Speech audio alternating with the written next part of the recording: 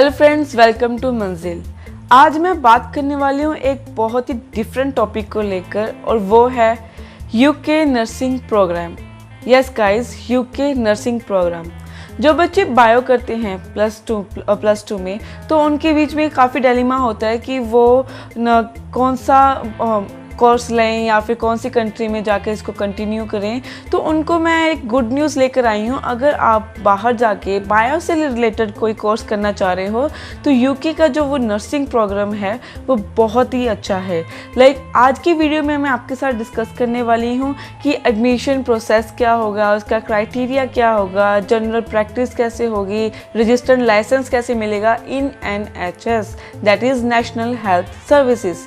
जैसे कि आपको मालूम है कि बायो का सबसे प्रायोर जो सब्जेक्ट होता है वो है MBBS, बट MBBS के जो वो चार्जेस हैं वो यूके में बहुत ज़्यादा है, दैट इज़ अराउंड 2.5 CR। और आई डोंट थिंक सो कि ये ज़्यादा बेनिफिशियल होता है। ऑब्वियसली इसके जो इनकम्स होती हैं, सैलरीज होती हैं, वो बहुत अच्छी होती हैं, बट 2.5 CR वो सब अफोर्ड नहीं कर पाते हैं। तो उसका ऑल्टरनेटिव, अगर MBBS के नीचे कोई और सब्जेक्ट है जिसकी बहुत डिमांड है, तो वो है नर्सिंग प्रोग्राम। नर्सिंग प्रोग्राम की यूके में बहुत ज़्यादा डिमांड है और आप कह सकते हो एक बार नर्सिंग करने के बाद उनकी सैलरी भी बहुत अच्छी है। तो अब मैं आपके साथ डिस्कस करने वाली हूँ, अगर आप वहाँ जाकर नर्सिंग करना चाहते हो तो उसका क्या क्राइटेरिया है। तो बेसिकली बड़ा सिंपल है, बहुत इजी है यूके जाकर नर्सिंग करना। उसके लिए आपके पास जो +2 का जो एकेडमिक स्कोर है वो अबव 60% होना चाहिए इन बायोलॉजी। और उसके बाद अगर आप विदाउट आइल्स जाना चाहते हो तो आपके जो इंग्लिश में, जो इंग्लिश आपका जो सब्जेक्ट था, तो मिनिमम उसमें आपका स्कोर 66% होना चाहिए। वैसे यूके में जाकर अगर पढ़ना चाहते हो तो विदाउट आइल्स 60% मिनिमम कहा जाता है, but for particular nursing subject इसको मिनिमाइज किया गया है 66% को लेकर।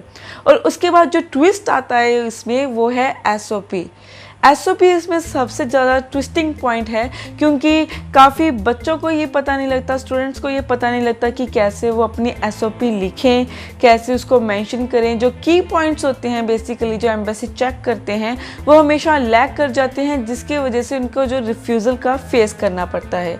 बट हमारा जो स्टाफ है वो SOP में एक काफ़ी वेल एक्सपीरियंस्ड है, उनको बहुत ज़्यादा एक्सपीरियंस है, तो वो बच्चों की हेल्प करते हैं जो वो लिखना चाहते हैं वो, और अपने एक्सपीरियंस के साथ वो की पॉइंट्स मेंशन करते हैं और उनकी जो SOP है वो इस लायक बन जाती है कि रिफ्यूज़ल के कोई चांसेस ना बने। तो बेसिकली जो इसका क्राइटेरिया है वो है आपके एकेडमिक स्कोर 60% से कम नहीं होने चाहिए, स्पेशली बायोलॉजी में। उसके बाद अगर आप विदाउट आइल्स जाना चाहते हो तो उसमें आपके 66% होने चाहिए इन इंग्लिश सब्जेक्ट। और अगर आपने विद आइल्स, अगर आपके 66% नहीं है आपके सब्जेक्ट में, तो आपको आइल्स देना पड़ेगा, जिसमें मिनिमम रिक्वायरमेंट 6 बैंड की है। उसके बाद आपका SOP आता है मेंशन और आपका पासपोर्ट आता है। ये सब जो है कैटेगराइज किया गया है नर्सिंग के प्रोग्राम को लेकर, और ये बहुत ईजी है। जब ये एक बार असेस हो जाते हैं उसके बाद जो है आपका अप्रूवल आ जाता है, आपको मिलता है कंडीशनल ऑफर लेटर मिलता है।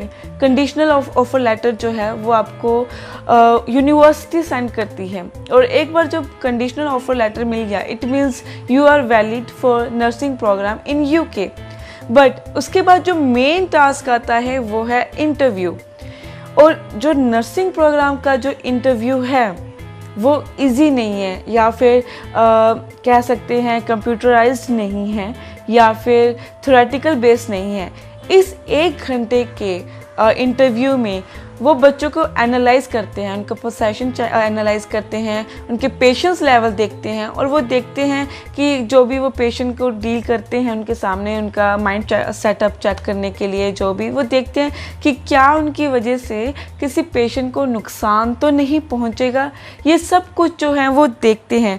साथ के साथ जो मेन उन्होंने पॉइंट ऐड किया था इंटरव्यू में वो था एग्रेशन, कि स्टूडेंट्स का एग्रेशन पॉइंट कैसा है, किस लेवल पर आकर उनको एग्रेशन आता है या फिर अपने पेशेंस खो बैठते हैं। ये इंटरव्यू में सबसे ज़्यादा देखी गई चीज़ है।